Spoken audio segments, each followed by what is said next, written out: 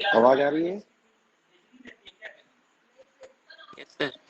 Good morning sir. Good morning. 1-2 minute देख लें फिर शुरू करते हैं।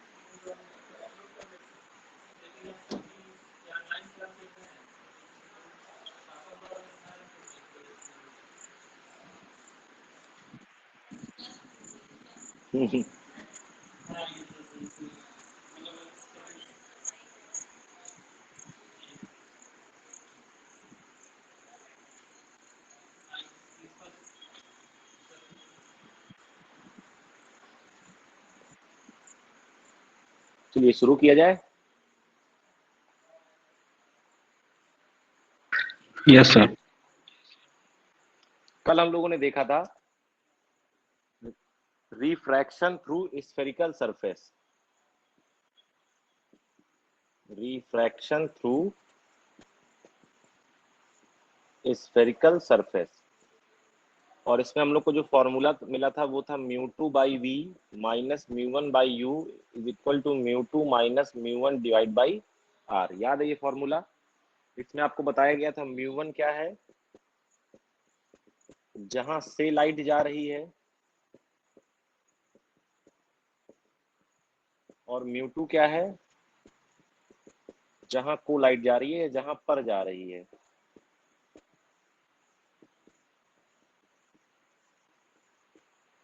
ठीक है,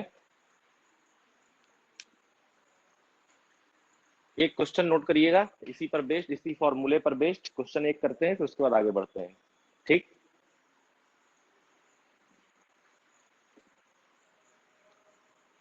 बोलें question? Yes sir.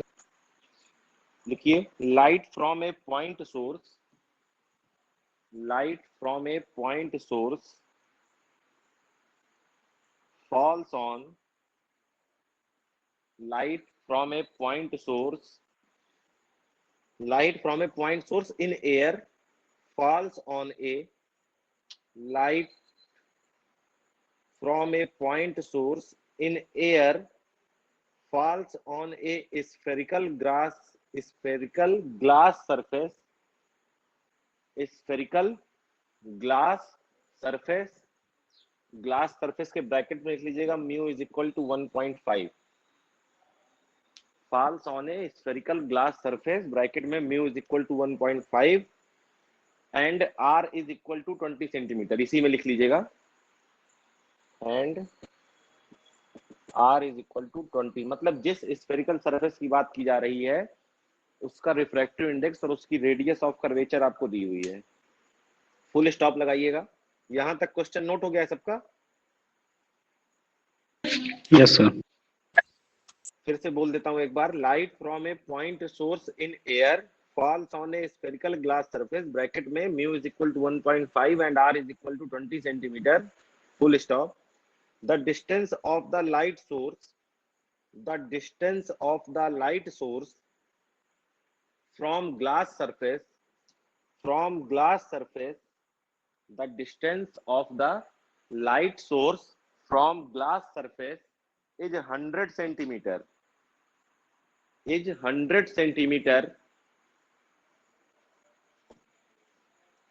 At what position the image is formed? At what position the image is formed? At what position the image is formed? आपसे पूछ रहा है इमेज कहां बनेगी.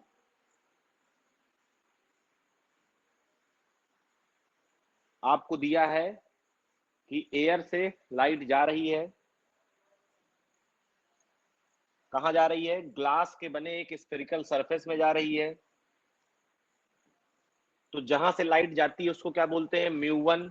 तो म्यू1 क्या है? एयर. और एयर का रिफ्रैक्टिव इंडेक्स 1.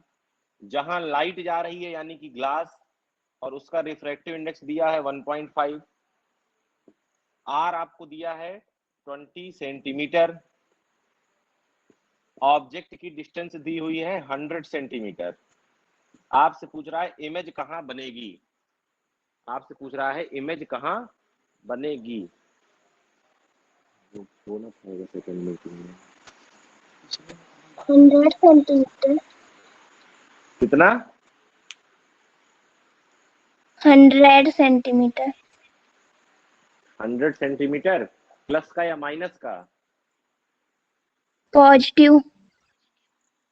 अच्छा, पॉजिटिव का मतलब किस तरफ बनेगी? सरफेस के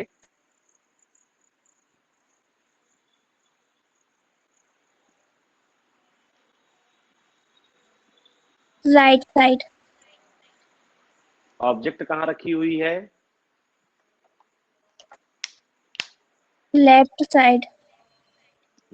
ठीक है, सही है.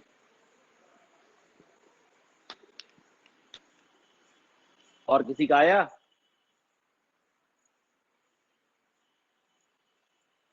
Sir 90 centimetre. Yes, sir. 100 centimeter. 100. कितना? 90 आ रहा है. हाँ सर, रीचेक कर. नहीं, 90 नहीं. फिर से चेक करिए, कैलकुलेशन चेक करिए.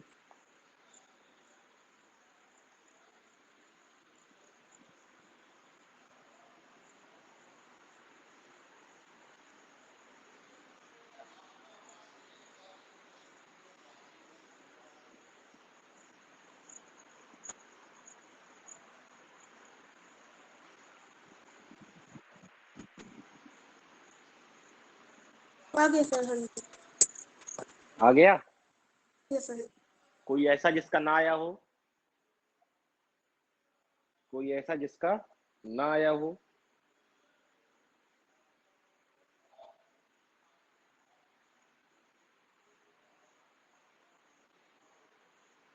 अनमोल, आंसर आया? सर ये सर कर रहे हैं थोड़ा टाइम. अभिषेक,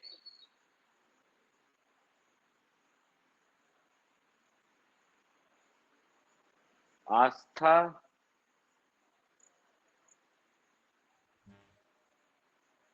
अमृता, सब सो रहे हैं.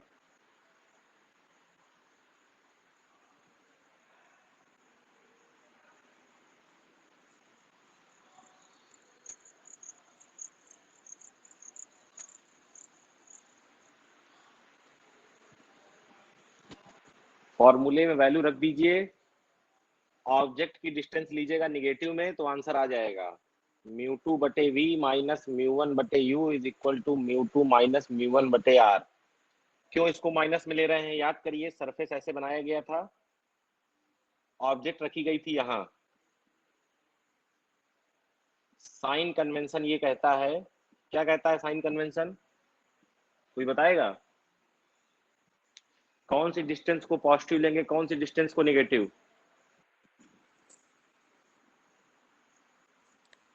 सर जिस तरफ से लाइट आ रही होती है वो नेगेटिव होता है. जिस तरफ से लाइट आ रही होती है वो नेगेटिव होता है.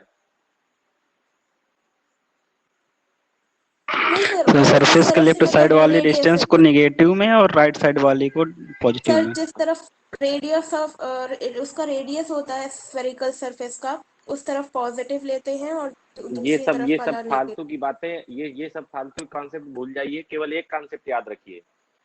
अगर आप लाइट के चलने की डायरेक्शन में चल रहे हैं तो पॉजिटिव लेंगे, उसके अपोजिट चल रहे हैं तो निगेटिव लेंगे। जैसे लाइट चल रही है यहाँ से यहाँ और डिस्टेंस आप मेजर कर रहे हैं यहाँ से यहाँ, तो डिस्टेंस क्या हो गई? निगेटिव। इमेज बनी कहाँ? इस तरफ। लाइट कहाँ चल रही है? इस तरफ, तो ये कैसी हो गई? पॉजिटिव। केवल एक चीज याद रखिएगा, लेफ्ट राइट यहाँ रखते हैं वहां रखते हैं, लेफ्ट में जाते हैं माइनस हो जाता है, राइट में जाते हैं, ये सब भूल जाइए। केवल एक चीज, केवल आपको देखना है कि लाइट कहाँ चल रही है। जिस तरफ लाइट चलेगी वो डिस्टेंस पॉजिटिव और उसके रिवर्स वाली डिस्टेंस निगेटिव। केवल एक ही साइन कन्वेंशन याद रखना है। क्लियर है? Yes sir. Yes sir. चलिए अब हेडिंग दीजिए refraction by lens. Refraction by lens. Lens के बारे में कुछ जानता है कोई?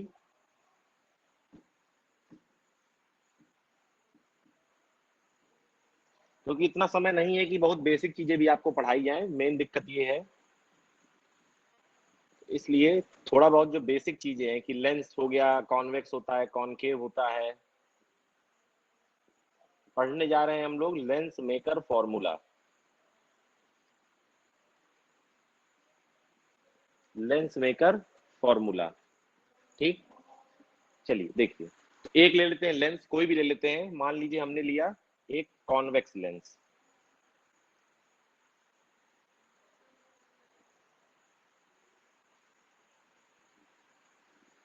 कॉन्वेक्स लेंस से इमेज सबने बनाई होगी। कैसे बनाते हैं? इस पर बढ़िया 20 से ऐसे ये ड्रॉ करते हैं, फिर यहां से ले जाते हैं लाइट ऐसे, और फिर लाइट ऐसे कन्वर्ज कराते हैं।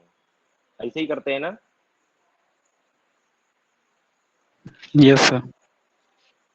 अब ये ना करिएगा, क्योंकि अभी अभी आपने पढ़ा है रिफ्रैक्शन एट स्फेरिकल सरफेस। होगा क्या? यहाँ पर ऑब्जेक्ट है, यहाँ से कोई लाइट रे चली, अब रिफ्रैक्शन कौन कराएगा? ये वाला पहला वाला सरफेस, इसका नाम दे दीजिए फर्स्ट, इसका नाम दे दीजिए सेकंड। सही है? अब ये क्या करेगा? लाइट को करेगा बेंड, बेंड कर दिया इसने। अब दूसरा वाला सरफेस क्या कराएगा? रिफ्रैक्शन कराएगा। भाई दोनों स्फेरिकल सरफेस है ना, दोनों से क्या होगा? रिफ्रैक्शन होगा। अब ये इसको क्या करेगा? और बेंड कर देगा। अगर ये दूसरा सरफेस ना होता, अगर ये केवल एक ही सरफेस होता, तो ये लाइट में दोबारा बेंड ना होती और ये यहां पहुंच जाती। ठीक है? यानी कि वर्चुअल अगर इमेज की बात करें तो वो कहां बनती? यहां बनती।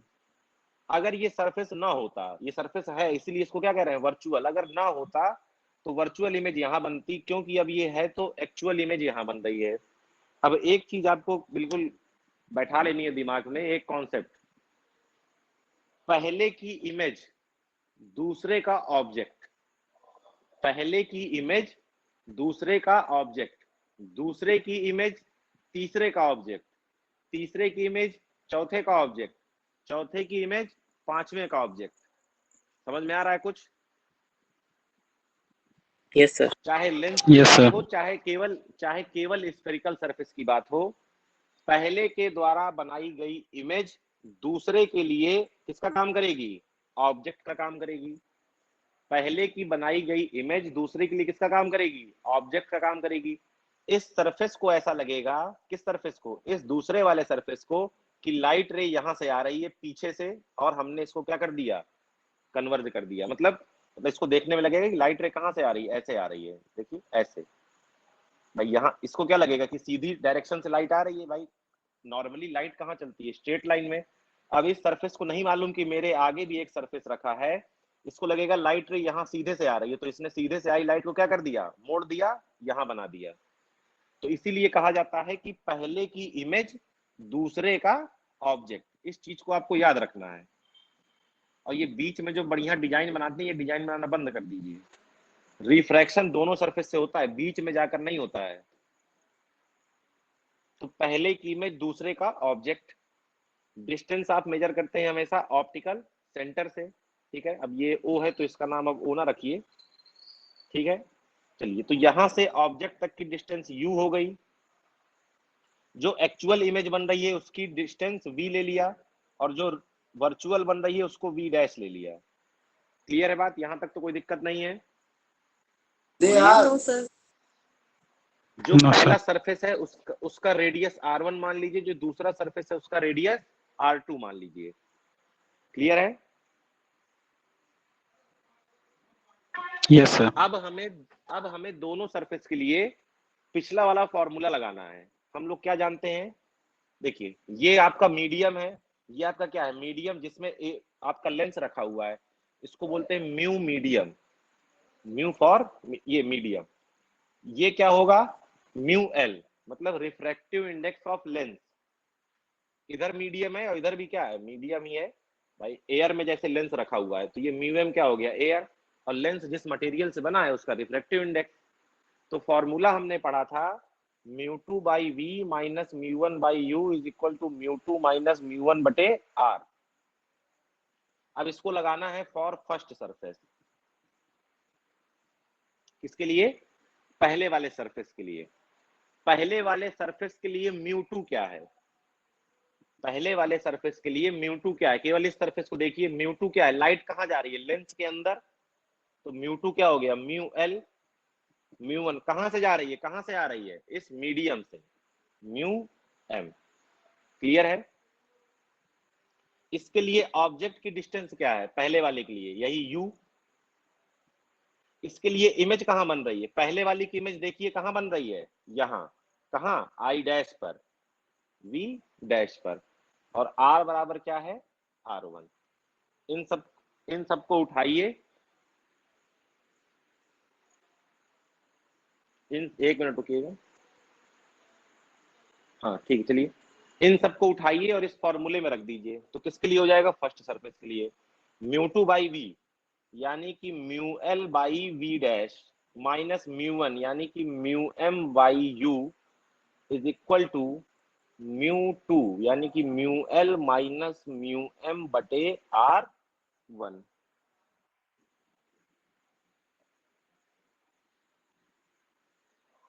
ठीक, mu L minus mu M बटे r1, इसको मान लीजिए इक्वेशन 1। अब यही काम करना है किसके लिए? सेकेंड सरफेस के लिए। सेकेंड सरफेस के लिए देखिए, लाइट आ कहां से रही है? मतलब μ2 कहां को जा रही है? अब यहां से देखिए लाइट कहां जाएगी? बाहर की तरफ। तो μ2 हो गया μm। कहां से आ रही है? लेंस से आ रही है। क्या हो गया? μl। देखिए ये जो दूसरी वाली लाइट है ये कहां से आ रही है? μl से। इसके लिए u क्या है? दूसरे का ऑब्जेक्ट, पहले की इमेज। बताया था ना, पहले की जो इमेज है वो दूसरे का क्या है? ऑब्जेक्ट। तो दूसरे का ऑब्जेक्ट है क्या? i डैश यानी कि v डैश।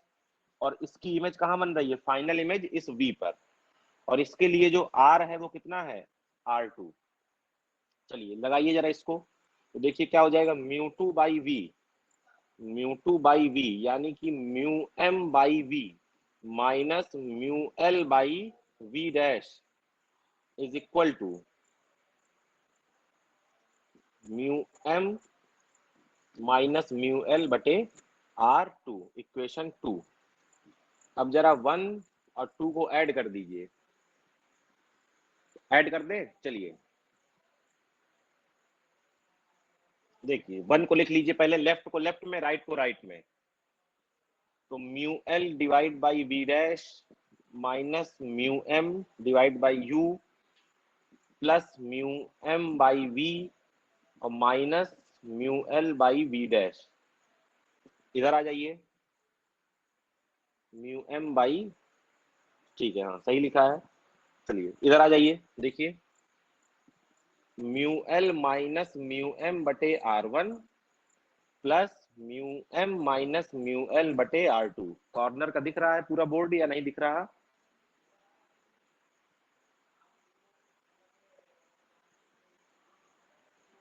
अब सही है?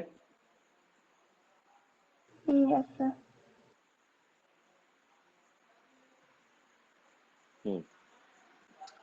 देखिए mu L by we dash और mu L by we dash cancel. ये पॉजिटिव है, ये नेगेटिव है। पॉजिटिव को पहले लिख लीजिए। तो mu M by we minus mu M by U यहां देखिएगा, जरा ध्यान से देखिएगा,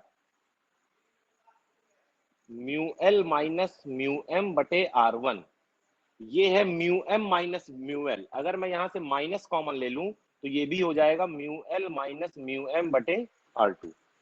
अब देखिए ध्यान से, यहां से कॉमन लिया म्यू एम, तो 1/v minus 1/u। Mu M यहां से क्या लिया है, कॉमन लिया है। यहां से देखिए क्या कॉमन आएगा, mu L minus mu M आएगा, और बचेगा क्या, 1/R1 माइनस 1/R2।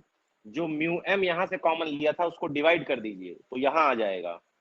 अब इसको दोनों में डिवाइड करिए, तो 1/v minus 1/u, mu L बटे म्यू एम माइनस, ये कितना हो जाएगा 1, म्यू एम बटे म्यू एम कितना हो जाएगा 1, और ये आ गया 1/R1 माइनस 1/R2। एक फॉर्मूला इंपॉर्टेंट ये है। मोस्ट ऑफ द केस में क्या होगा, मोस्ट ऑफ द केस में जब जब आपसे वो कहेगा कि लेंस कहाँ रखा है, एयर में रखा है, तो लेंस एयर में रखा है तो म्यू एम क्या हो जाएगा 1। तो देखिए ये म्यू एम 1 हो जाएगा, तो क्या बचेगा, केवल म्यू माइनस 1, यानी कि लेंस का रिफ्रैक्टिव इंडेक्स। अब इसमें अगर हम ये मान लें, इसमें अगर हम एक एजम्पशन ले लें, वो एजम्पशन क्या लेना है, एजम्पशन ये लेना है, ध्यान से देखिएगा, if object is eight infinite, अगर ऑब्जेक्ट इनफाइनाइट पर होती है, यानी कि यू अगर इनफाइनाइट पर होता है तो इमेज कहां बनती है,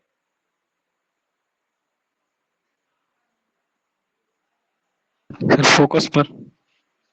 फोकस पर। इन दोनों वैल्यू को वहां रखिए, तो 1/v की जगह क्या रखना है, f, माइनस करेंगे 1/u, तो 1/इंफिनिटी क्या हो जाएगा 0, is equal to mu L divide by mu M minus 1/R1 minus 1/R2। ये है आपका लेंस मेकर फॉर्मूला।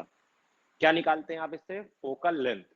जितनी फोकल लेंथ का आपको क्या चाहिए, लेंस चाहिए, उस हिसाब से आप R1 और R2 की वैल्यू चूज कर लेंगे, और लेंस का रिफ्रैक्टिव इंडेक्स। देखिए अब दिक्कत क्या आती है कि म्यू एम जो है, जब लेंस बनाया जाता है तो आपको म्यू एम की भी वैल्यू चाहिए। नॉर्मली जो आप अपना चश्मा पहनते हैं वो कहाँ पहनते हैं, एयर में ही तो पहनते हैं, चश्मा लगाए लगाए पानी में तो डूब नहीं जाते हैं। तो जो लेंस बनाए जाते हैं वो बनाए जाते हैं म्यू एम को 1 मानकर, क्योंकि वो जानता है चश्मे वाला कि आप चश्मा पहन के कहाँ रहेंगे, एयर में ही रहेंगे। दिक्कत तब आती है जब आपका चश्मा जाता है भीग, चश्मा भीग गया, यानी कि जो म्यू एम है, मीडियम जो है वो अब क्या हो चुका है, आपका वाटर हो चुका है। वाटर का रिफ्रैक्टिव इंडेक्स एयर के रिफ्रैक्टिव इंडेक्स से थोड़ा सा ज्यादा होता है। जब वो ज्यादा होगा तो फोकल लेंथ क्या कर देगा, चेंज कर देगा। तो सीधी सी बात है, जहां आपको दिखना चाहिए था वहां अब ना दिखकर आपको कहीं और दिखने लगेगा। इसीलिए हम लोग कहते हैं कि जब चश्मा भीग जाता है तो थोड़ा ब्लर दिखाई देने लगता है। होता है ऐसा, चश्मा वाला कोई है यहाँ, यस सर। पानी में अगर चश्मे को डुबो के तुरंत पहना जाए तो थोड़ा सा देखने में क्या आती है, समस्या आती है, ब्लर हो जाता है। ब्लर हो जाता है। वो इसीलिए हो जाता है क्योंकि जो फोकल लेंथ है वो शिफ्ट हो जाती है। चश्मा आपको जो डिजाइन किया गया है वो एक आपकी पर्टिकुलर फोकल लेंथ के लिए डिजाइन किया गया है।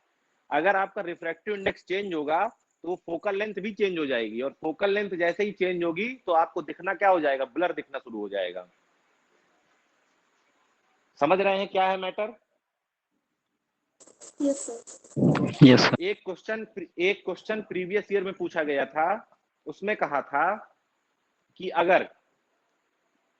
अगर लेंस को किसी ऐसे मीडियम में रख दें, सुनिए क्वेश्चन, अगर लेंस को किसी ऐसे मीडियम में रख दें जिसका रिफ्रैक्टिव इंडेक्स लेंस के रिफ्रैक्टिव इंडेक्स के बराबर हो, यानी कि उसने कहा था क्वेश्चन में, अगर म्यू एल बराबर म्यू एम हो जाए तो फोकल लेंथ कितनी हो जाएगी, सर शून्य। इनफाइनाइट। क्या कह रहे हो रवि,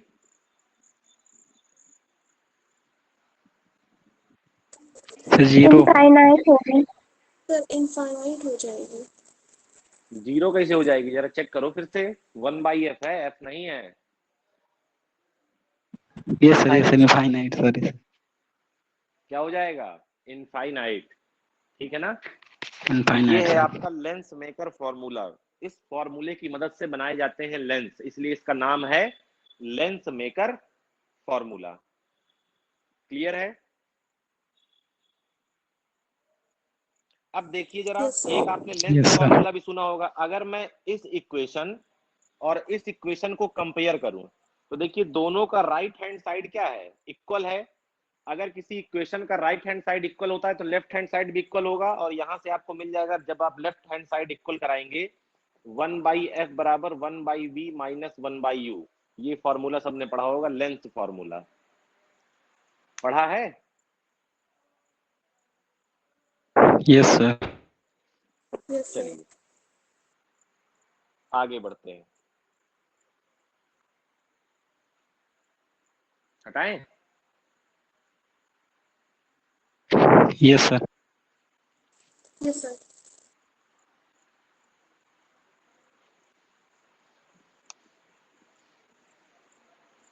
अब ये तो हो गई एक लेंस की बात। अब अगर कॉम्बिनेशन ऑफ लेंसेज देखना हो, मतलब लेंस एक से ज्यादा हो, भैया ये ज्योमेट्रिकल ऑप्टिक्स के लिए मिनिमम अभी एक लेक्चर कम से कम और चाहिए। तो मैं प्रयास करता हूं, अगर लेक्चर, कल तो छुट्टी ही है, परसों लगी है ज्योमेट्रिकल रे ऑप्टिक्स की क्लास, वो सॉरी वेव ऑप्टिक्स की क्लास। अगर मौका मिलता है, मतलब अगर ज्योमेट्रिकल ऑप्टिक्स की एक क्लास आगे शिफ्ट हो जाती है, देखते हैं क्या हो सकता है, तो नेक्स्ट वाली सर क्लास में कल इससे क्लास ले संबंधित। सकते हैं, कल नहीं, अब क्लास वो तो नहीं हो सकता गवर्नमेंट, है। वो तो सरकारी छुट्टी है ना, कल की तो सरकारी छुट्टी है ना। हम्म, हम्म। तो कॉम्बिनेशन ऑफ लेंस,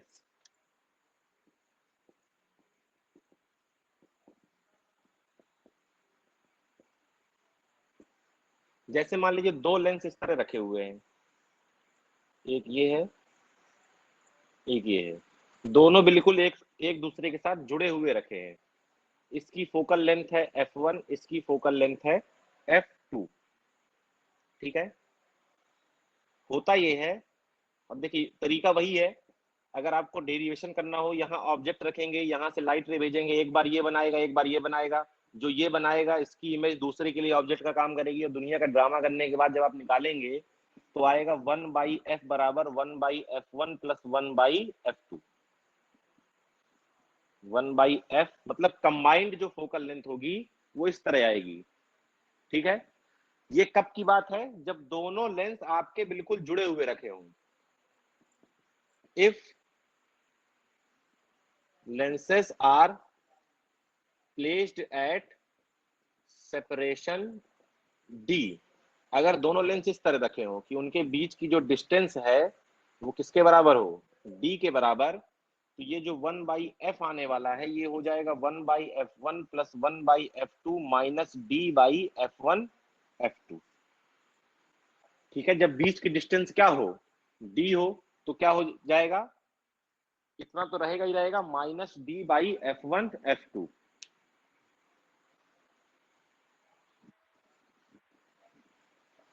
क्लियर है।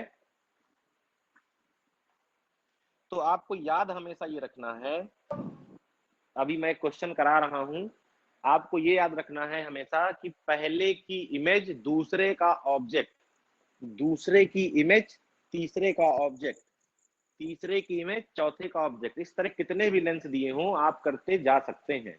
क्लियर है। चलिए इसी पर एक बेस्ट क्वेश्चन करते हैं।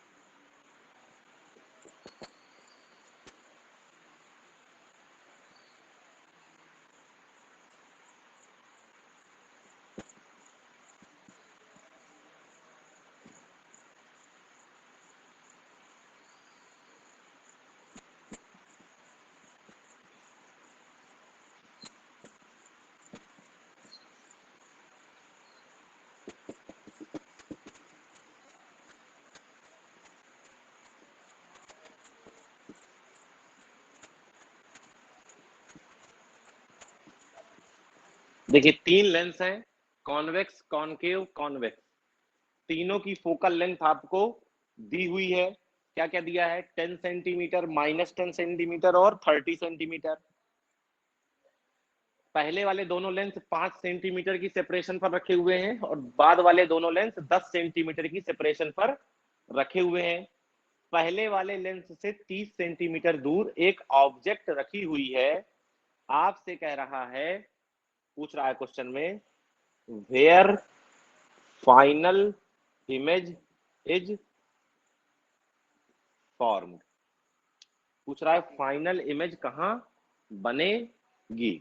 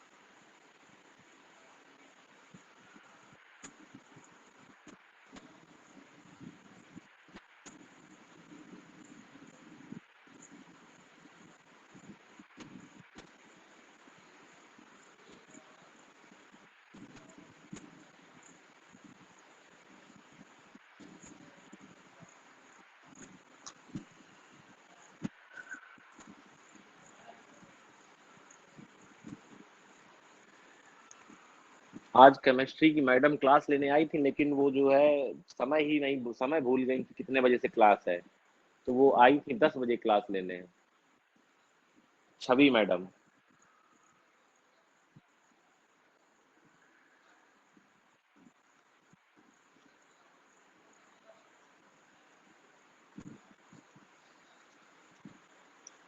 Good morning sir. कौन है भैया? अभी गुड मॉर्निंग हो रही है?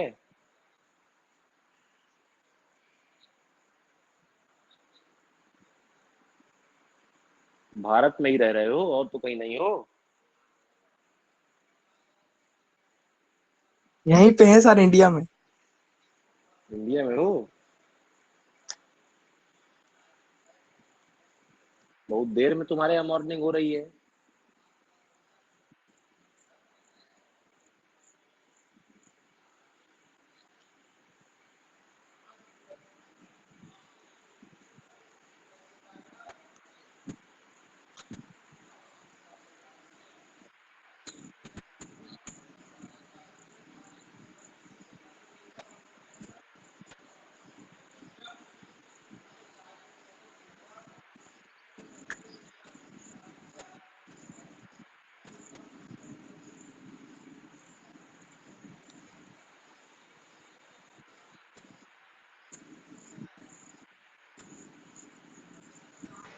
Sir 12 centimetre.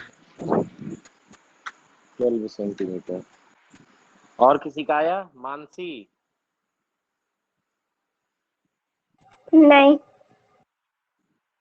नहीं कर रही है, कर भी नहीं रही? कर रहे।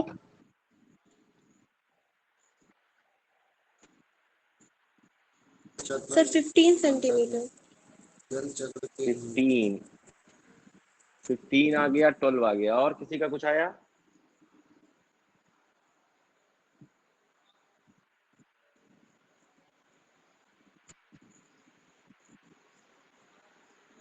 Sir 30 centimetre. 30 30 centimetre. Centimetre. 30 centimetre. और बताइए, और किसी का आया?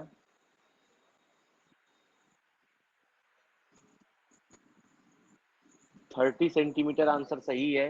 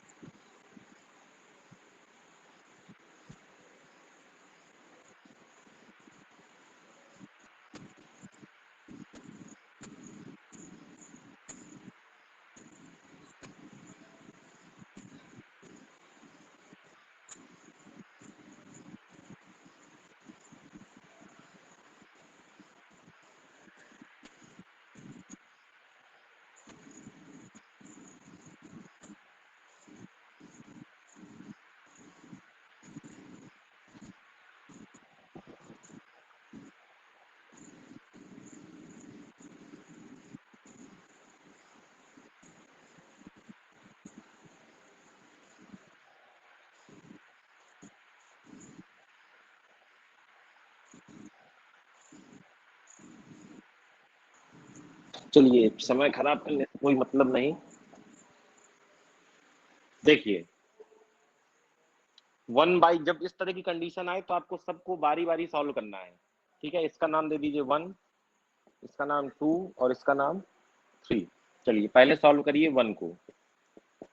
1 के लिए देखिए u कितना है, माइनस का 30, फोकल लेंथ कितनी है 10 सेंटीमीटर। देखते हैं इसकी इमेज कहाँ बन रही है। ठीक है, तो लेंस का फॉर्मूला आप जानते हैं 1/v minus 1/u is equal to 1/f। 1/v is equal to 1/u 1/f plus 1/u 1/10 और u माइनस का है, कितना है माइनस का 30। एलसीएम लीजिए कितना हो जाएगा 30, 3 माइनस 1 कितना आया 2/30, यानी कि F V is equal to 30/2, यानी कि v is equal to plus 15 centimetre. अब ध्यान से देखिएगा कितना आया प्लस 15, यानी कि इस लेंस से 15 सेंटीमीटर इस तरफ, ध्यान समझिएगा, इस लेंस से 15 सेंटीमीटर इस तरफ। तो देखिए 5 सेंटीमीटर तो ये नाप गए और बचा कितना 10 सेंटीमीटर, यानी कि इस वाले लेंस से 10 सेंटीमीटर इस तरफ बनी क्या, इस वाले की इमेज। अब इसकी इमेज जो है वो इसके लिए किसका काम करेगी, ऑब्जेक्ट का काम करेगी। तो u कितना हो गया अब आपका 10, f कितना है माइनस का 10, इसकी जरा इमेज निकालिए कितनी आ रही है।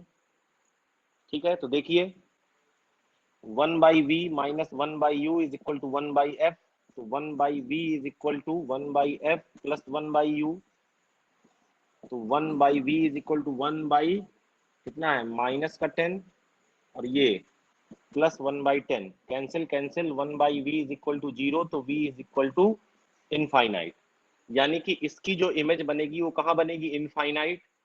इसकी जो इमेज है वो लास्ट वाले लेंस का क्या होगी ऑब्जेक्ट, तो इसके लिए ऑब्जेक्ट क्या है इनफाइनाइट।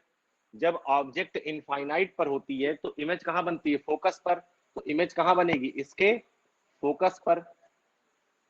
आंसर कितना आएगा 30। मेन कॉन्सेप्ट क्या था यहाँ पर, इसकी इमेज बन रही थी 15 पर, तो आपको जो डिस्टेंस देखनी होती है वो लेंथ से देखनी होती है। तो ये 5 सेंटीमीटर का तो गैप बेकार चला गया, इससे कहाँ गए 10 सेंटीमीटर। क्लियर है बात।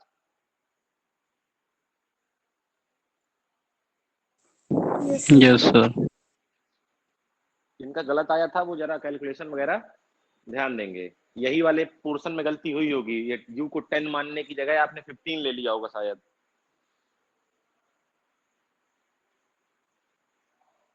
सही था। सर डायरेक्ट वो फोकल लेंथ वाला संयोजन वाला लगा दिए थे डायरेक्ट फार्मूला।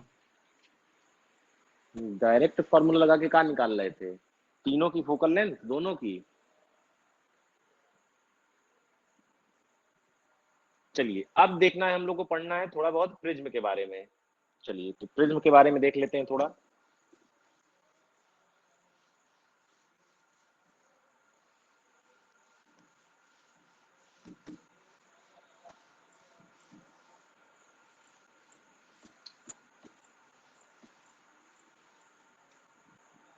प्रिज्म की दो फिनोमेना होती हैं, एक रिफ्रैक्शन और एक डिस्पर्जन। तो देखते हैं रिफ्रैक्शन थ्रू प्रिज्म, प्रिज्म से रिफ्रैक्शन कैसे होगा। तो देखिए ये आपका कोई क्या है प्रिज्म है, दिख रहा है इस तरफ किनारे, दिख रहा है ठीक। Yes sir. चलिए प्रिज्म के बारे में सब लोग जानते होंगे, जो ये वाला एंगल होता है इसको बोलते हैं प्रिज्म एंगल। ये दोनों सरफेस जो होते हैं जिनसे मिलकर प्रिज्म एंगल बना होता है वो होते हैं रिफ्रैक्टिंग सरफेसेस, यानी कि इन दोनों सरफेस से क्या होता है रिफ्रैक्शन। अब मान लीजिए यहां से कोई लाइट रे आई, ये सरफेस पर क्या है नॉर्मल, लाइट रे कहाँ जाएगी बेंड होगी, देखिए कहाँ से कहाँ जा रही है एयर से ग्लास, यानी कि रेयर से डेंसर, तो क्या होगी बेंड्स टुवर्ड्स द नॉर्मल, तो नॉर्मल की तरफ हल्की सी क्या हो गई बेंड हो गई, जाना था इधर बेंड हो गई इधर।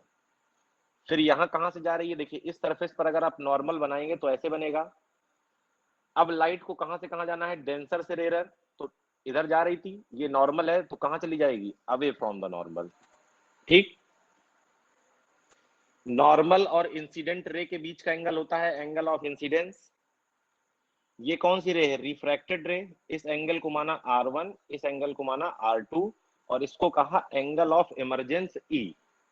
ठीक है, इसको कहा angle of emergence E। Clear है बात। अब देखिए हमको देखना है एंगल ऑफ डेविएशन।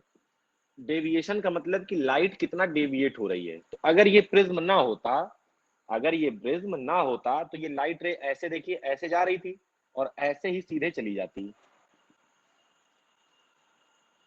इस रे को, इंसिडेंट रे को आगे बढ़ाइए और इमरजेंट रे को पीछे बढ़ाइए, तो ये जो एंगल बना ये क्या है, एंगल ऑफ डेविएशन। जरा ध्यान समझिएगा, ये लाइट रे ऐसे जा रही थी, आपने बीच में लगा दिया प्रिज्म, तो ये लाइट रे ऐसे मुड़ गई, लाइट रे ऐसे मुड़ गई, जा रही थी ऐसे, ऐसे मुड़ गई, तो ये जो एंगल है यही तो है angle of deviation.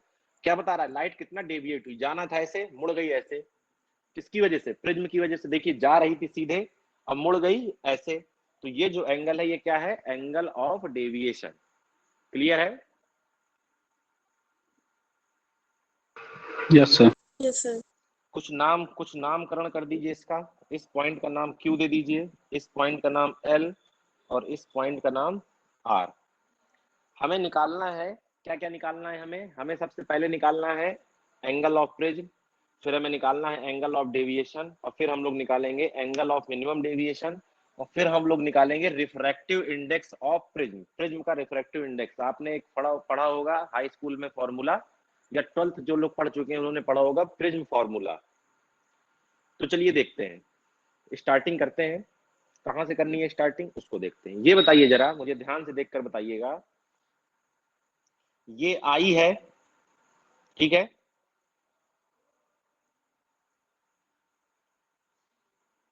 Yes sir. ये आई है, और ये पूरा सामने वाला कितना होगा, देखिए ये पूरा सामने वाला आई होगा, आर। Yes sir. ये देखिए ये आई है तो ये पूरा कितना होगा आई, इस आई में से ये R1 यस चला सर। गया तो जो ये छोटा वाला एंगल है, ये छोटा वाला एंगल कितना होगा, I माइनस R1 होगा। ये यस देख लीजिए ये कैसे एंगल है, हिंदी वाले बोले तो शीर्षाभिमुख और इंग्लिश वाले बोले तो वर्टिकली अपोजिट एंगल। पूरा ये आई है तो ये पूरा आई होगा। अब इस आई में से R1 ये ले गया तो ये बचा I माइनस R1। इसी तरह ये पूरा जो है ये कितना होगा, E होगा, E में से R2 ये चला गया तो ये कितना बचा, E माइनस R2। अब इसका अगर मैं नाम दे दूं, क्या नाम दे दूं इसका, इसका नाम अगर मैं दे दूं O, तो देखिए ट्रायंगल OQR में, OQR में जो डेल्टा है वो क्या है, एक्सटीरियर एंगल, और ये दोनों क्या है, इंटीरियर एंगल। तो एक्सटीरियर एंगल जो है वो इंटीरियर एंगल के सम के क्या होता है, बराबर होता है। तो I प्लस E, और यहाँ माइनस कॉमन लेंगे तो R1 प्लस R2। ये किसकी वैल्यू आई, डेल्टा की, इक्वेशन 1 मान लीजिए। इक्वेशन क्या मान लीजिए, 1 मान लीजिए। ठीक है, क्लियर है। Yes sir. यस। ठीक है, अब देखिए जरा, ये जो एंगल है, ये वाला एंगल, अगर मैं इसकी बात करूं किस ट्रायंगल में, ट्रायंगल QLR, QLR, तो मैं लिख सकता हूं कि R1 plus R2 plus L is equal to 180। Triangle के तीनों एंगल्स का सम कितना होता है, 180 होता है। Yes sir.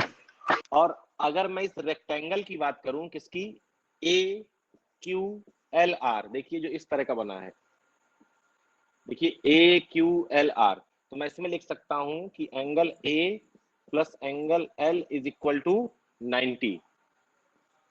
पूरा कितना होगा, सॉरी 90 नहीं 180। चारों कितने होंगे 360, तो आमने सामने वाले कितने हैं 180, है कि नहीं।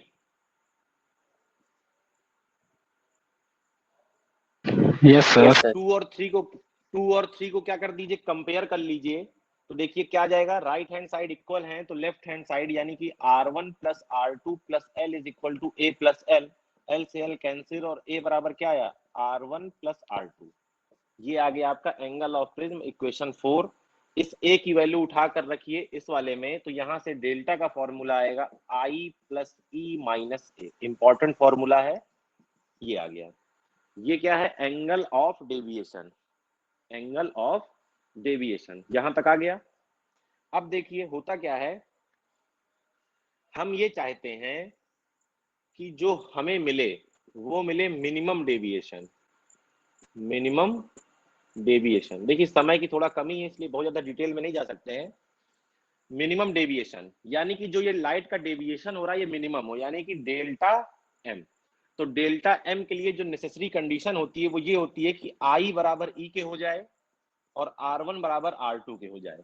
जब ये दोनों कंडीशन सेटिस्फाई होती हैं, इनका रीजन भी डिटेल में है लेकिन अब उतना समय नहीं है, तो ये दोनों कंडीशंस होती हैं जब एंगल ऑफ मिनिमम डेविएशन लाना हो। तो देखिए अगर मैं यहां से एंगल ऑफ मिनिमम डेविएशन निकालना चाहूं तो ई की जगह क्या रख दूंगा, आई रख दूंगा।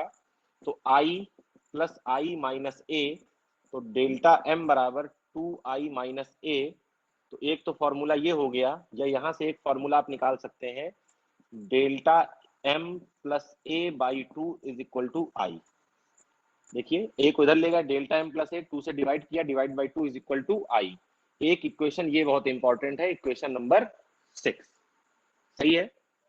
ये जो R1 बराबर R2 आया है इसको मैं मान लेता हूं कि ये R है, ठीक है। तो जरा यहां से देखिए A इज इक्वल टू क्या है R1 प्लस R2, तो A इज इक्वल टू क्या हो जाएगा R प्लस R, तो A is equal to 2R। तो यहां से R की वैल्यू आने वाली है A बाई 2। I मिल गया, R मिल गया। अब बारी है क्या निकालने की, रिफ्रैक्टिव इंडेक्स ऑफ प्रिज्म निकालने की। तो मान लेते हैं कि ये क्या है, मीडियम ये वाला जो है एयर है, 1 हो गया, और ये refractive index of prism mu P, हमें यही निकालना है। जरा इस पॉइंट Q पर ध्यान से देखिएगा, इस पॉइंट Q पर स्नेल्स लॉ लगाइए, जगह जगह जगह, चलिए यहीं लिखते हैं। तो स्नेल्स लॉ एट Q, कल पढ़ाया था स्नेल्स लॉ, बताइए जरा क्या होता है।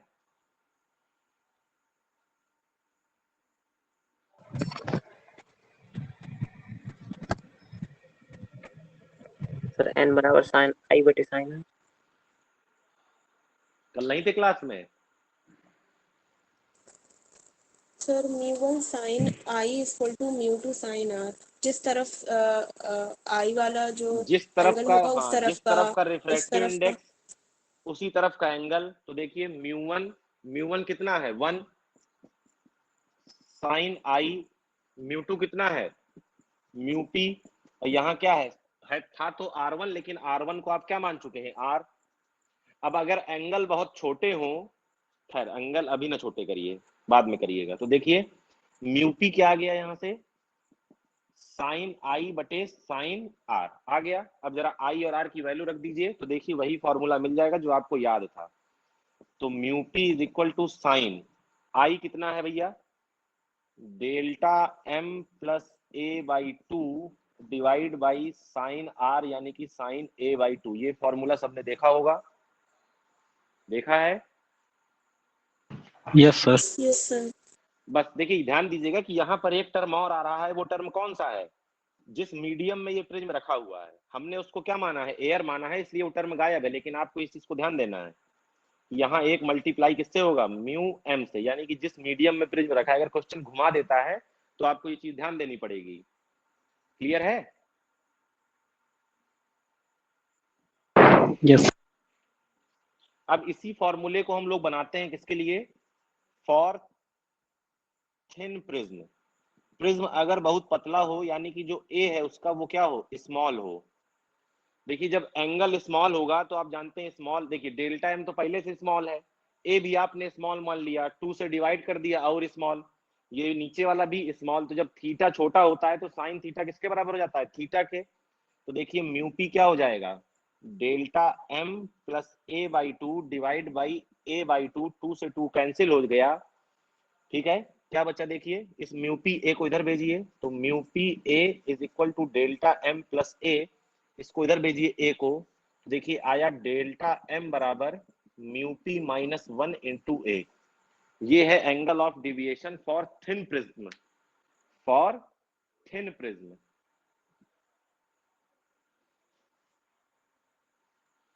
क्लियर है?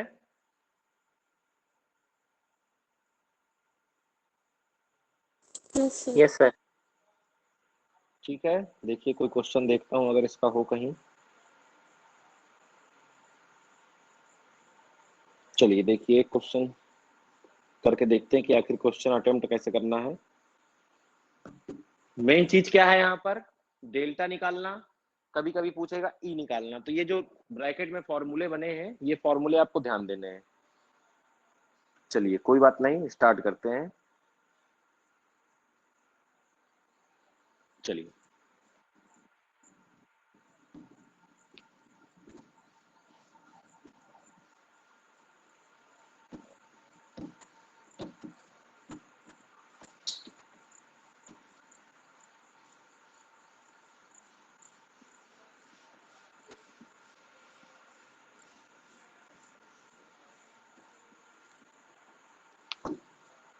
जैसे मान लीजिए कि ये कोई प्रिज्म दिया हो,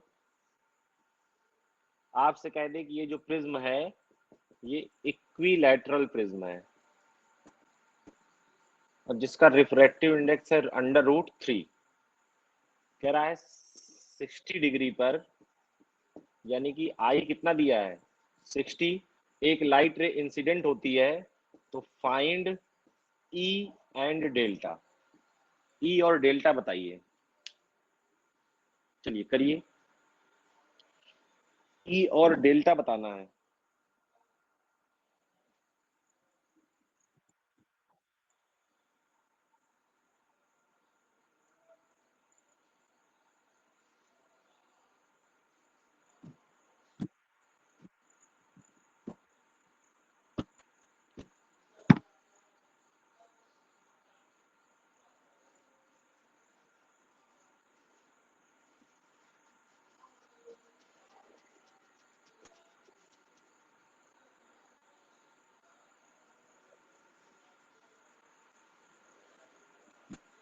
मान लीजिएगा कि जो प्रिज्म रखा है वो कहाँ रखा है, एयर में रखा है, ये आप मान सकते हैं।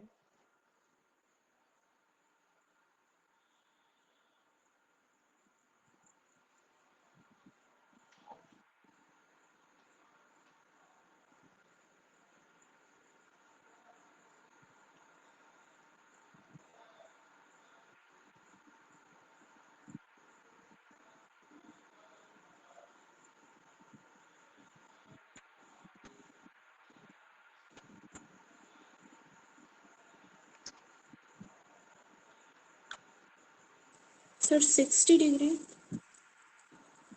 क्या आ रहा है 60 डिग्री? सर ई भी और डेल्टा भी। ई भी और डेल्टा भी सही आ रहा है। 60 दोनों आ रहे। ठीक है, और कोई निकाले?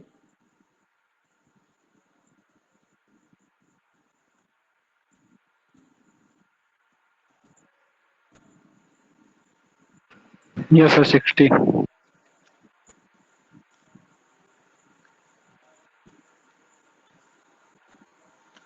और बाकी लोग? अनमोल? सर E60 आया, डेवर आंसर जी 120 माइनस √3 यार। क्या डेल्टा? Yes sir. कैसे निकाले हो भैया, जरा थोड़ा ध्यान दो।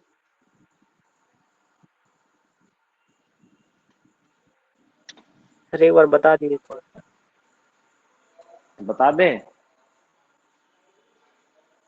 Yes sir. ठीक है बता देते हैं। चलो देखो, यहाँ पर डायग्राम बनता था ऐसे, फिर ये जाता था ऐसे, ये मिलता था ऐसे, ये होता था R1, ये होता था R2 और ये होता था E। सही है। चलो यहाँ पर पहले लगाओ स्नेल्स लॉ। इसको मानो फर्स्ट, इस सरफेस को मानो सेकंड। तो फर्स्ट पर स्नेल्स लॉ क्या कहता है, μ1 sin 60 इज इक्वल टू μ2, यानी कि म्यू प्रिज्म साइन R1। μ1 है 1, साइन 60 कितना होता है भैया जरा बताइए, √3/2। इसका रिफ्रैक्टिव इंडेक्स √3 दिया है और ये साइन R1, इससे ये कट गया। साइन R1 बराबर आया 1/2। साइन की किस वैल्यू के लिए 1/2 मान आता है? 30 के लिए। तो R1 बराबर 30। अब आप जानते हैं कि A बराबर क्या होता है? R1 plus R2। Equilateral prism बोला है, यानी कि इक्विलैटरल ट्रायंगल का हर एंगल कितना होता है? 60। तो A भी कितना होगा? 60। R1 निकाला है आपने 30, तो 30 इधर आ गया, इधर क्या बचा? R2। तो R2 बराबर क्या आ गया? 30, यानी कि ये एंगल मिल गया। अब इस तरफ लगाइए 2 पर स्नेल्स लॉ, तो क्या हो जाएगा? देखिए म्यू पी साइन R2, जहां का रिफ्रैक्टिव इंडेक्स वहीं का एंगल म्यू1 यानी कि म्यू एयर और साइन ई। क्लियर है? तो म्यू पी कितना है? √3 साइन R2। साइन R2 निकाल चुके हैं, कितना है? साइन 30। म्यू1 1 और ये साइन ई √3 और ये 1/2। साइन 30 कितना? 1/2 साइन ई। √3/2 होती है वैल्यू किसके लिए? 60 के लिए। तो ई कितना आ गया? 60। और डेल्टा बराबर आप जानते हैं क्या होता है? आई प्लस ई माइनस ए। आई कितना है? 60। ई कितना है? 60। ए कितना है? 60। एक 60 एक 60 खत्म, आंसर कितना आया? 60।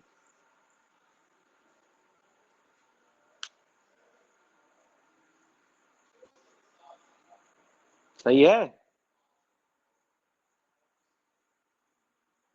Yes sir.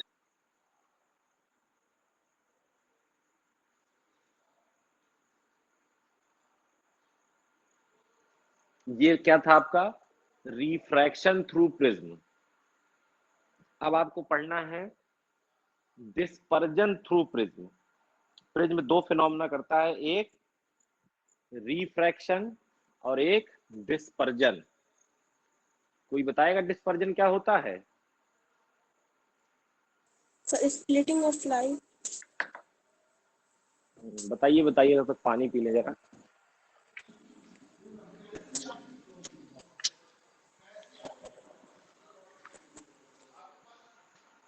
Sir, the splitting of white light into its consequent colors by passing through a prism or a medium. बिल्कुल सही है, सही है, बिल्कुल सही है।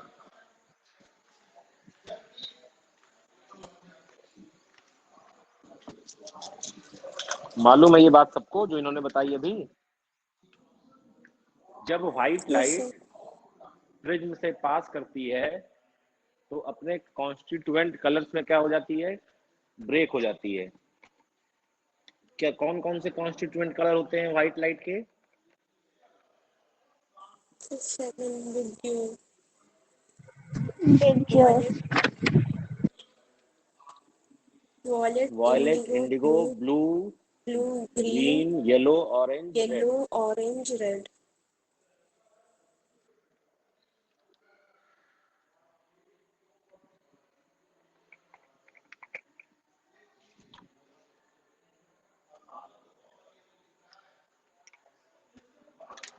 चलिए,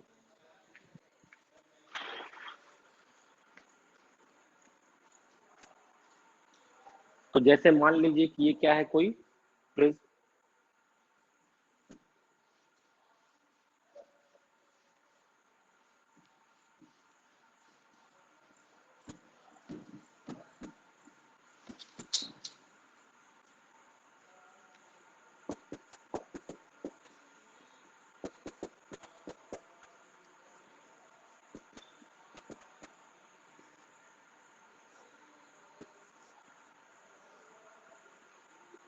ये यहां से गई आपकी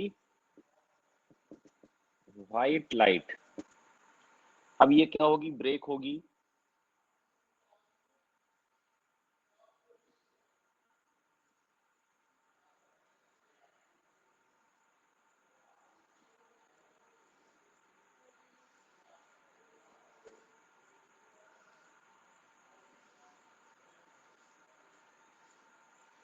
सबसे नीचे VIBGYOR। इसका मतलब समझिएगा, अगर मैं एंगल ऑफ डेविएशन की बात करूं और तो मैं इस रे को क्या कर दूंगा? आगे बढ़ा दूंगा। लाल वाली को जरा पीछे बढ़ाइए तो डेल्टा आर के लिए। लेकिन अगर आप वी वाली को पीछे बढ़ाएंगे तो ये जो पूरा डेल्टा बड़ा वाला निकल कर आएगा, ये किसके लिए है? डेल्टा वी के लिए। यानी कि जब ये देखा गया कि जब प्रिज्म से व्हाइट लाइट पास होती है तो अपने कॉन्स्टिट्यूएंट कलर्स में ब्रेक हो जाती है। जो वॉयलेट लाइट है जो वॉयलेट लाइट है उसका डेविएशन सबसे ज्यादा होता है, जो रेड लाइट है उसका डेविएशन सबसे क्या होता है, कम होता है। ठीक है, Yes, sir. ऐसा होता क्यों है? सर वेवलेंथ अलग इनकी होती है। हर मीडियम की, हर लाइट की वेवलेंथ अलग अलग। जब हर लाइट की वेवलेंथ अलग अलग तो उसकी स्पीड भी अलग अलग। v बराबर क्या होता है, f इंटू लैम्डा, जिसका लैम्डा क्या होगा, ज्यादा, जिसका लैम्डा ज्यादा उसकी स्पीड भी ज्यादा, जिसका लैम्डा कम उसकी स्पीड भी कम। और डिफरेंट डिफरेंट स्पीड के लिए रिफ्रैक्टिव इंडेक्स की वैल्यू क्या होती है, डिफरेंट डिफरेंट। आपने सुना था mu is equal to C by V, आपको बताया गया था। तो हर लाइट के लिए जो प्रिज्म है वो अलग अलग बिहेव करता है। अब देखिए इसका अगर आप थोड़ा सा कैजुअल एग्जांपल देखें, जैसे अगर आपने देखा होगा कभी, आप किसी कांच पर एक पत्थर मारिए, पूरा कांच क्या होगा, चटक जाएगा या फट वो टूट जाएगा। देखा है? अगर यस सर। आप जैसे आपने पिक्चर में यस देखा सर। होगा, जब किसी कांच पर कोई गोली लगती है, बुलेट लगती है, तो केवल एक छेद होता है उसमें कांच में और गोली जो है उस पार चली जाती है। लेकिन अगर आप पत्थर मारेंगे तो पूरा कांच टूट जाएगा। कारण ये है कि गोली की स्पीड क्या होती है, बहुत ज्यादा। जितनी ज्यादा स्पीड होगी तो जो मीडियम है, वहां क्या है, मीडियम कांच का ग्लास, यहाँ क्या है, कांच का प्रिज्म, वो मीडियम उतना ही कम डिस्टरबेंस क्रिएट करेगा। स्पीड जितनी कम होगी, मीडियम उतना ही ज्यादा आपको डिस्टर्ब करेगा। क्योंकि वॉयलेट की स्पीड क्या होती है, कम होती है, इसलिए वॉयलेट ज्यादा बेंड हो जाता है, क्योंकि वो मीडियम में ज्यादा देर तक रुकता है, उसका रिफ्रैक्शन कायदे से होता है। और जो रेड वाला है वो इतनी स्पीड में निकलता है कि प्रिज्म उसको ज्यादा बेंड या उसको ज्यादा रिफ्रैक्ट नहीं कर पाता। तो अगर कोई पूछे कि इसका रीजन क्या है डिस्पर्जन का, तो आप बताएंगे डिफरेंट डिफरेंट लाइट की वेवलेंथ डिफरेंट डिफरेंट, जिसकी वजह से उनकी स्पीड डिफरेंट डिफरेंट, जिसकी वजह से उनके लिए रिफ्रैक्टिव इंडेक्स डिफरेंट डिफरेंट। अब जिसके लिए रिफ्रैक्टिव इंडेक्स क्या है, जिसके लिए वेलोसिटी क्या होगी, ज्यादा होगी, उसके लिए रिफ्रैक्टिव इंडेक्स क्या हो जाएगा, कम हो जाएगा। आप जानते हैं mu is inversely proportional to V. तो एक टर्म आता है एंगुलर डिस्पर्जन। कौन सा टर्म आता है, एक एंगुलर डिस्पर्जन। क्या होता है ये, delta we minus delta R. मतलब दोनों जो बाउंड्री वाले कलर्स हैं, सबसे नीचे क्या है, वॉयलेट, और सबसे ऊपर क्या है, रेड। मतलब एक का डेविएशन सबसे ज्यादा और एक का डेविएशन सबसे कम। इन दोनों का जो डिफरेंस है वो क्या कहलाता है, एंगुलर डिस्पर्जन। क्लियर है? Yes sir. अगर हम लोग डेल्टा का फॉर्मूला लगाएं, जो भी अभी हम लोगों ने डेल्टा का एक फॉर्मूला पढ़ा था, क्या होता था, म्यू माइनस 1 इंटू ए। तो देखिए यहाँ क्या हो जाएगा, mu V minus 1 into A minus mu R minus 1 into A. अगर आप इसको सॉल्व करेंगे तो ये mu V minus mu R into A आ जाएगा। तो एंगुलर डिस्पर्जन का एक फॉर्मूला ये भी है, इसको सॉल्व कर लीजिएगा। देखिए ये माइनस का ए है, ये माइनस माइनस प्लस ए कैंसिल हो जाएगा और यहाँ से एक ए फिर से कॉमन चला जाएगा। क्लियर है? अब देखिए एक होती है आपकी यस सर। डिस्पर्सिव पावर, एक होती है आपकी डिस्पर्सिव पावर। कोई बताएगा डिस्पर्सिव पावर क्या होती है?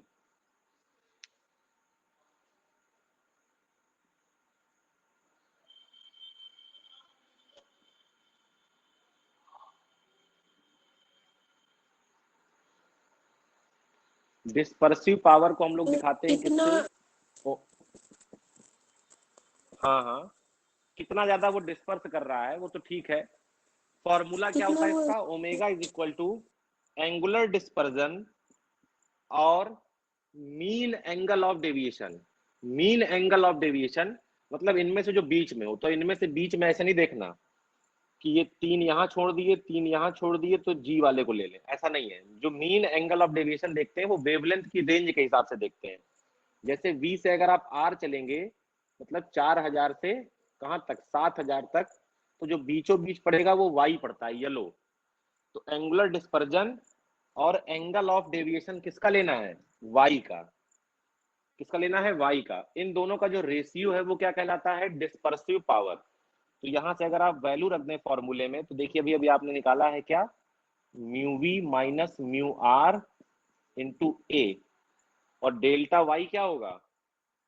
म्यू वाई माइनस का 1 इंटू ए। देखिए म्यू माइनस 1 इंटू ए, तो ए से ए क्या हो जाएगा? कैंसिल हो जाएगा, और ओमेगा का यहाँ से फॉर्मूला आएगा mu V minus mu R divide by mu Y minus 1। ये क्या है आपका? Angular dispersion. क्लियर है? अब यहां से देखिए जो सबसे इंपॉर्टेंट चीज है ऑब्जेक्टिव क्वेश्चन की, वो ये पता चल रही है कि देखिए ध्यान से देखिएगा, कुछ लोग सोचते हैं कि अगर हमारा प्रिज्म थोड़ा ज्यादा चौड़ा हो जाएगा, इस तरह का हो जाएगा, तो ज्यादा डिस्पर्ज करेगा, क्योंकि लाइट को ज्यादा टाइम मिलेगा यहाँ से ट्रेवल करने के लिए। लेकिन आप ध्यान से देखिए, यहाँ जो डिस्पर्सिव पावर है वो किस पर डिपेंड कर रही है? केवल रिफ्रैक्टिव इंडेक्सेस पर। यानी कि आपकी जो डिस्पर्सिव पावर है वो केवल और केवल प्रिज्म के मटेरियल पर डिपेंड करती है, ना कि प्रिज्म एंगल और दुनिया की चीजों पर। क्लियर है? तो ये चीज ध्यान रखिएगा, किस पर डिपेंड करती है? केवल मटेरियल ऑफ प्रिज्म पर। ठीक है? डिस्पर्सिव किस मटेरियल का प्रिज्म है, इसीलिए प्रिज्म, कुछ प्रिज्म सस्ते आते हैं, कुछ प्रिज्म महंगे आते हैं। प्रिज्म देखा है किसी ने? Yes sir. Yes sir. Prism 500 का भी आता, प्रिज्म 500 का भी आता है, और प्रिज्म 25,000 का भी आता है। जो आप लोग को स्कूलों में दिखाए जाते हैं वो 1000-2000 वाले प्रिज्म होते हैं। वो तो कायदे से 7 लाइट भी नहीं बना पाते हैं, 2-3 लाइट बस क्या करता है? डिस्पर्स करता है, बाकी नहीं दिखाई देती है, अगर किसी ने देखा होगा। बायो वालों का तो बीएससी में केवल बायो ही बायो रहती है, तो फिजिक्स का कोई एक्सपेरिमेंट होगा नहीं। सर उसमें जो अगर कोई होता है इसमें बहुत डिफरेंस नहीं कर पाते कौन सा लाइट किधर, बहुत ब्लरी सा स्प्लिशन होता है लाइट का। तो वही चीज है ना कि वो डिपेंड करता है कि प्रिज्म की क्वालिटी कैसी है, प्रिज्म का मटेरियल कैसा है। जितना अच्छा मटेरियल होगा उतना अच्छा डिस्पर्जन होगा।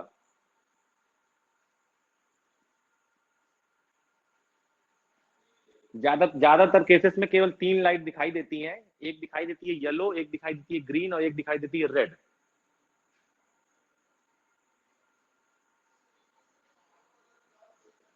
क्लियर है? Yes sir. देखिए अब इस चैप्टर में जो आपका बेसिकली बचा है वो बचा है स्कैटरिंग ऑफ लाइट। ठीक है? और बचा है केवल आपका माइक्रोस्कोप, टेलीस्कोप। एक लेक्चर कम से कम और चाहिए। शेड्यूल के हिसाब से तो लेक्चर नहीं है, लेकिन अब कहीं ना कहीं से व्यवस्था तो करनी ही पड़ेगी। तो देखते हैं, कुछ शेड्यूल के साथ छेड़खानी करके कहीं ना कहीं से अगर कुछ व्यवस्था बनती है तो एक क्लास कहीं से और अरेंज करनी पड़ेगी, तब जाके ये कंप्लीट होगा। सर कल केमिस्ट्री क्लास लगेगी? कल छुट्टी है, बकरीद है कल। मतलब परसों, उसके बाद परसों के दिन क्लास लगेगी, अगर मैडम 8 बजे आ जाती हैं। छवि मैडम की क्लास है, वो कह रही थी कि हम 10 बजे आएंगे। 10 बजे आएंगी तो कैसे काम चलेगा? 10 बजे तो फिजिक्स की क्लास चलती है। सर आज भी तो उन्हीं की क्लास थी सर। हाँ तो वो आज 10 बजे आई थी।